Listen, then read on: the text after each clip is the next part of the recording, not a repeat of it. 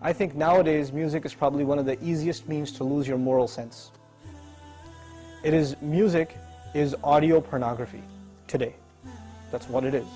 It's explicit, it's shameless, it's vulgar, it takes your sense of humanity away from you, it makes you look at women as objects, worse than animals. Just as, and these people are talking about women like they're talking about, an animal, really. It objectifies women, and especially I've noticed a lot of the brothers that I know of, Muslims, that are really into the hip-hop scene, and they're kind of doing the hifz of the song, right? They're memorizing the song, and they're really good at reciting it with perfect tajweed too, right? And so they do that, and it's just horrible language, horrible, horrific language. The only simple response I have to that, if you have any regard for the Book of Allah, that you really think it's from Allah, بِئْسَ الِاسْمُ الْفُسُوقُ بَعْدَ الْإِيمَانِ. Even the name, the mention, the word for something bad is terrible once you have faith. Even the mention of something terrible is horrible for you, it's harmful for you after you have faith. You have to have a clean tongue. You have to say what قُلْ لِعِبَادِي يَقُولْ الَّتِي هِيَ أَحْسَنُ. Tell my slaves to say that which is the best. Say what is the best. Say good things from your mouth.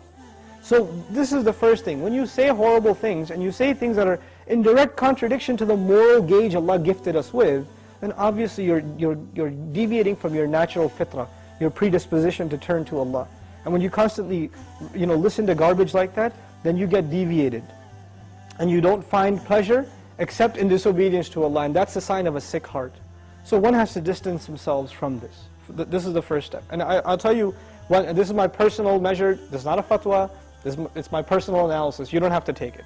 But if a person finds listening to the Qur'an annoying, after they've been listening to hip-hop and this and that for a long time, and as soon as somebody puts the Qur'an on in the car, you know what to say?